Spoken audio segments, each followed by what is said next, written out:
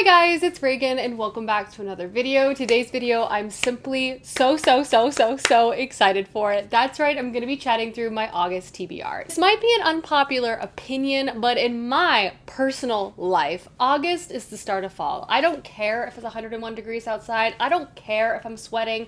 Inside my house, inside my heart, the fall season has officially started, which means I'm going to be gearing up decorating my home. I'm gearing up my fall TBR. I'm reading vibey, dark, mysterious novels. I'm watching fall television shows. It's just the best time of year, and I like to prolong it as long as possible, even if my natural home climate doesn't necessarily match the energy I'm wanting. So I wear loose cotton flowy dresses, but in a fall color palette, and I'm living my best life, you know what I mean? And I know a lot of you guys are right there with me. Before I dive into my August TBR, my first fall TBR of the year, first a word from this video's sponsor, which is Merit. I'm so excited to be partnering up with Merit because they are truly products I use on my face every single day. When it comes to makeup, I personally love a product line that is simple and straightforward but has a beautiful array of colors and also allows me to use my fingers. And that is where Merit comes in. I truly describe them as foolproof. All of their products are designed to be beautiful, natural looking, glowy, and also work seamlessly with your skincare routine, as they are very skincare forward, with all of their products designed to not clog your pores, which I personally love. The products themselves are also incredibly buildable, so depending on the amount of coverage or color you want, it's really easy to build these products up to have the impact that you're personally looking for. In terms of the products themselves, I mean, I could not understate how much I love them and how easy and seamless they are to put on. I have a lot of freckles on my face, and I personally don't like to cover those up, so I really love that Merit products enhance and don't necessarily cover too much of my natural skin. And very exciting news, Merit actually made me my own custom discounted bundle full of my 4 favorite Merit products I'm about to show off, available to you guys at 15% off. So if you guys want to learn more, I'll have that link down below. But let's dive into the products themselves because again, I wear these daily. First, I have to talk about the Minimalist Stick. I adore this thing. I don't typically wear foundation, so this to me is the perfect product. It's basically a big old foundation crayon. You can draw and color on various problem areas on your face. I personally use it under my eyes, and I also use it to cover up some of my redness that I have on my cheeks to sort of even out my skin tone. It does not feel cakey. It's so seamless, and it honestly has very good coverage. I use it to cover up my blemishes as well. This thing is foolproof.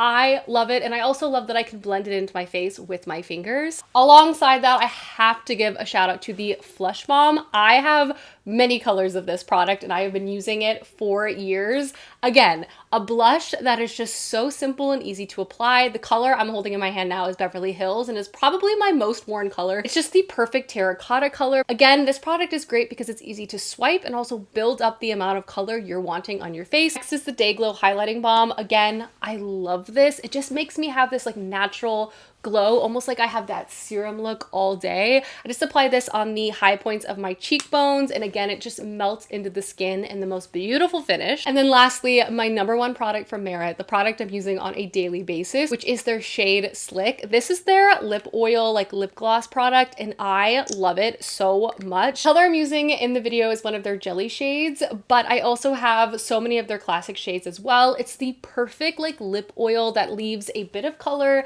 feels so nice and hydrating on the lips, and doesn't have a sticky finish. Again, I quite literally wear this product on a daily basis. I'm truly obsessed. Those are my 4 favorite products. I'll have my special bundle linked down below if you guys want to check that out. But thank you again to Merit for sponsoring this video, and don't forget you're able to also get this amazing makeup bag for free with your first order. But without further ado, let's go ahead and dive back into my August TBR. Alrighty, now for the month of August, I definitely have a bit of an ambitious TBR, and I would say it's also segmented in a few different vibes, if you know what I mean. I will say this TBR is not including some of the incredible releases that are coming out this fall, and in particular the month of August. So this TBR might rearrange a bit as I get those books in my hands, but let's go ahead and dive right in. First, in the vibey category, I have Where the Dark Stands Still. Everything about this book really calls out to me. We have dangerous, mysterious romance in magical dark forest and magical powers that are trying to be repressed. I'm just so curious about this one. And this story introduces us to our main character, Liska. And Liska knows that any act of magic is monstrous and anyone who uses magic is a monster. Therefore, she has spent most of her life trying to suppress her magical abilities as best she can. However, though, at the beginning of the story, she's more and more desperate and she decides to go into the dark magical woods, which is obviously incredibly dangerous, in search of finding this one particular plant.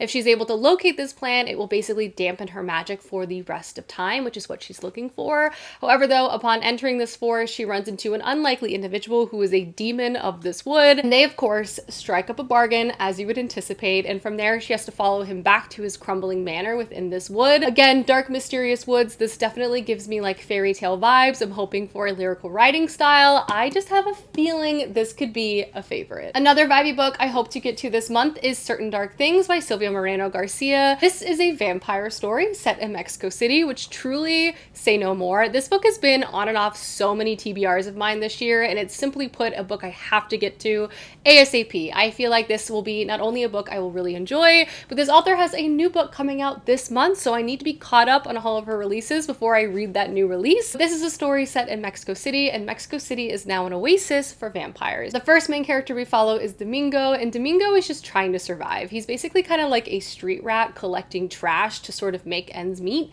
and obviously his life is basically turned upside down when he meets a vampire who has like ties to the ancient Aztecs, and she's incredibly powerful and also on the run, and they begin to go on the run together. I love the idea of this story. I'm very into vampire books at the moment. Like, I'm kind of really craving vampire stories, so if you have other ones you would recommend, please let me know. But I kind of like that this seemingly has kind of a futuristic edge to it with vampires in Mexico City. I just feel like I'm gonna love this. I love this author, so I'm gonna read this month. Next is a book I meant to read last year, and then once I kind of missed my window, I decided to save it for this fall, and that is Rouge by Mona Awad. This is a very strange, very over-the-top kind of literary fiction story that I feel like will definitely fit the vibe of the fall season.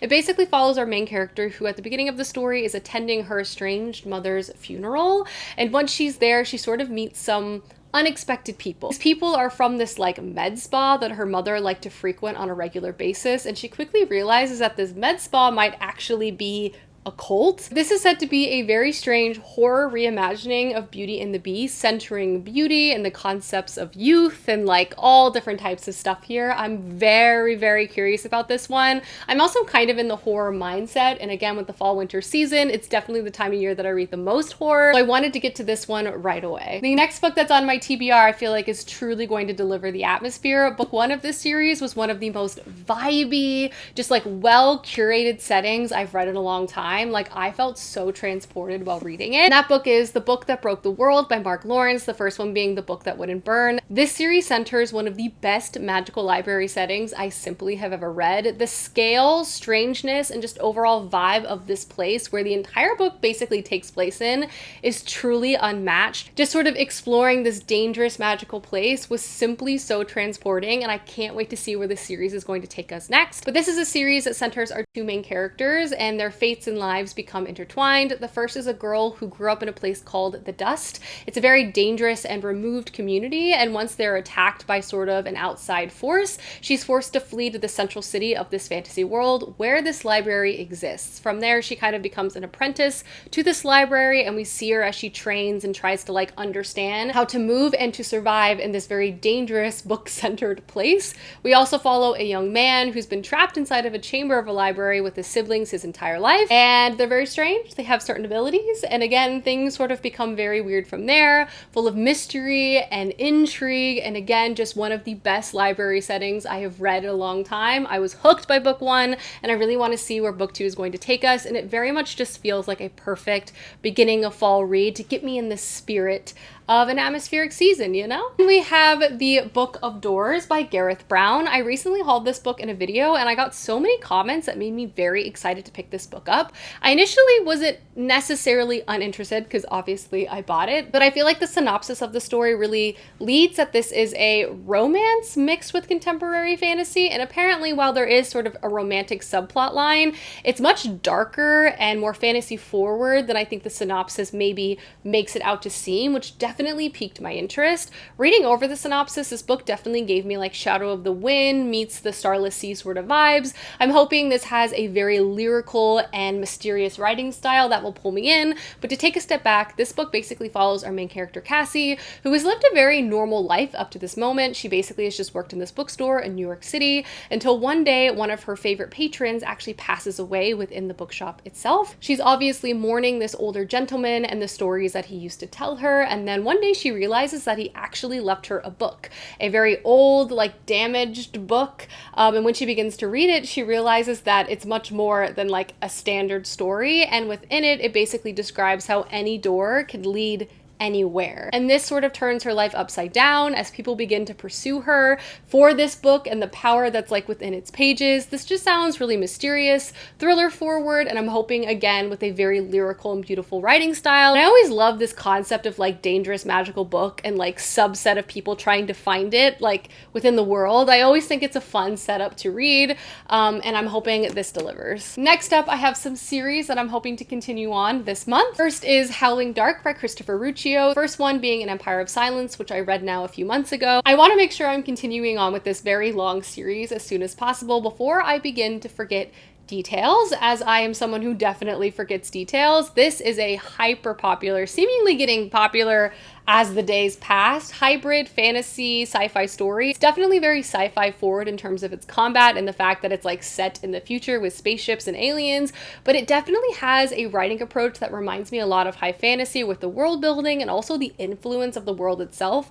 It's a very interesting combination of things. Book one, I enjoyed. I didn't necessarily love, but I hear the series continues to grow and get so much better book over book. I also hear that there's a lot of novellas between the primary books in the series, so I definitely need to get organized in terms of like what I read next without accidentally reading ahead or the wrong thing. So TBD on that. But this is a story that basically introduces us to our main character, Hadrian. And Hadrian, we're told, is like this very notorious figure, lauded by some as a hero, reviled by others as the ultimate villain. He is important, and a lot of things have happened in the galaxy during his very long life. We as the reader don't know what those things are, but we're starting at the beginning because Hadrian is telling us his story. Book one is very focused on his childhood, kind of his political background, his family background, and some key moments in his life that sort of gave him certain skills and also forged his moral compass to be a certain way. It was good, not perfect. I again hear that the politics in the story really grows book over book, so I want to get to book two very soon, and hopefully I will love this so much like everyone else. Another sequel I definitely want to get to this month is The Bitter Twins by Jen Williams. I read The Ninth Reign last month and loved it. That book caught me by surprise in every single way. I had a blast reading book one. It was both funny and endearing with great characters in a really complex fantasy world that's so unique and weird, and also had a very compelling fantasy plotline through the entire thing. I went in just kind of wanting a quest-centered romp with some characters, which I got, but I also got so much more because I fell head over heels in love with that series. So obviously I want to read book two as soon as possible. I bought this book like halfway through reading book one. I fell in love. But this is a series set in a world where there's lots of different magical creatures. Over the course of the entire lifetime of this place, there has been this very dangerous force that kind of reminds me of like aliens or like mind-eating creatures that take over you and then sort of make you a part of this like larger hive. For generations and generations, humanity and other creatures have fought against this evil enemy to protect not only themselves, but the land and everything. And for a very long time, it is thought that this evil force has been long dead. We're introduced at the beginning of the story to our three main characters. The first is Tor, and he is from a group of people that I would honestly describe as like a mix of vampires and elves. They live a very long time. They once got this magical sap, which kept them immortal, and now they drink human blood, giving vampire vibes. Tor sort of leaves his crumbling home, leaves his family behind because there's this very deadly illness that basically kills everyone off, and he sort of wants to seize his destiny for himself, which puts him traveling alongside our other main character, Vintage, who's sort of this like archaeologist-based character. She's really interested in uncovering the secrets of this long dead enemy and sort of the past of this place. And lastly, we're introduced to Noon, who is a runaway witch within this world. We have an archaeologist, we have a vampire, we have a witch. They're traveling together. Great character camaraderie, great plot. I loved how the whole thing paced out. The end was explosive. I need to see what's going to happen next within book 2. I'm a huge fan of this series by Jen Williams, and I can't wait to see where it's going to take us next. Next up, I have Binti by Nnedi Okorafor. I read book 1 of this short story trilogy last month as well, and really liked it, so I want to make sure I continue on, if not finish this trilogy this month, which shouldn't be too hard because these are not very long at all and also exceptional. This is a story that centers our main character Binti. I would describe it as like a coming-of-age story with a very intense sci-fi plot. At the beginning of book 1, Binti basically gets an opportunity to travel to this faraway intergalactic university to study there. Binti herself is a genius. She's incredibly talented at mathematics and also using this thing called the astrolabe, but her people traditionally never leave their village, so her decision to leave sort of puts her in a position where she'll be ostracized by everyone she knows and loves, but she decides that traveling to this university is worth that price. However, though, on the journey there, her spaceship is attacked by aliens, sort of upending Binti's life forever. This is such an interesting mix of things. It's so much about identity and culture and civilization and knowledge. I love this author's writing immensely. It's just so engaging and captures me immediately. Book 1 of the short story collection was excellent, so I'm really looking forward to completing the trilogy. Another sci-fi book I simply must get to this month is The Vanished Birds by Simon Jimenez. I read The Spear Cuts Through Water last year by this author, one of my favorite books of the year, and I just know this book is also going to be a home run, so I want to get to it before the end of the year so it could possibly make my top list. Like, that's how confident I am in this author's writing and this story. But this is a sci-fi release by this author, and it basically follows our main character whose job is to sort of travel through space and time. Obviously, this leaves her feeling down and depressed because for our main character, she knows that everyone she knows and loves, she's leaving behind literally within time itself, until one day she stumbles across this boy who has fallen from the sky. He's scarred, shy, and does not speak. They begin to travel together through space, and the only way that this boy actually communicates is through his old but beautiful wooden flute. Again, I already am so unbelievably confident in Simon Jimenez's storytelling ability. I feel like this is going to be emotional, thoughtful, impactful, and possibly one of my favorite books of the year. The next book on my TBR was one of my most anticipated releases of the summer that I definitely want to get to soon, and that is The Daughter's War by Christopher Bowman. Christopher Bowman released The Black-Tongued Thief a few years ago, and this is actually a prequel story set in that same world following one of our main characters from The Black-Tongued Thief. I love Christopher Bowman's writing. I've read a couple of his books. He really combines elements of humor, great characters, fantasy, and horror in a way that feels very unique to his writing style. I'm both so entertained and so disturbed while reading his stories.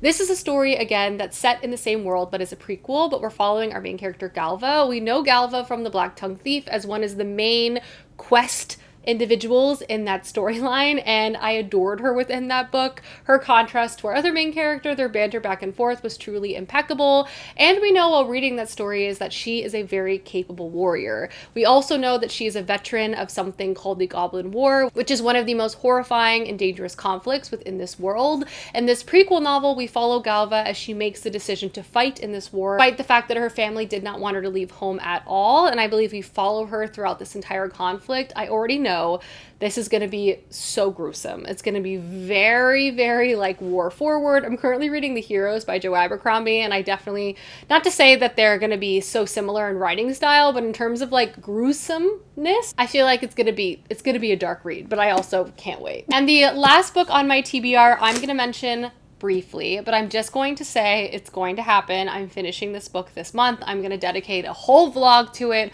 We're going to read it together. You're going to see me fall apart. And that's just how it's going to go. I'm finishing The Assassin's Quest. I'm halfway through this book, approximately, and I need to finish it. I'm loving it immensely. It's destroying me with like literally every page. It's so emotional. It's so dark. It's so stressful, which is why I'm reading it in bouts, but I really feel like I want to read the last half of this book in one go. I don't want to break it up any further. I want to give my full attention, my full heart to this final novel within the Robin Hobb like sequence and universe, following two of my favorite characters of all time, Fitz and the Fool, as they go out on a quest together. But if you've read this series, you know that this book is no joke. Like, emotionally, it's no joke. I'm so stressed reading this. I am so stressed, but I'm gonna vlog the last half, which is like literally 400 pages. This is a very long book. So I'm reading it, and I'm reading it soon. If I haven't And you know what? Honestly, I might be reading it right now as we speak. So there's that. Alrighty guys, that is my August TBR. Big shout out again to this video's sponsor, which is Merit. I'll have my unique makeup bundle linked down below. Thank you so much for watching this video, and I will see you soon with another one soon. Goodbye.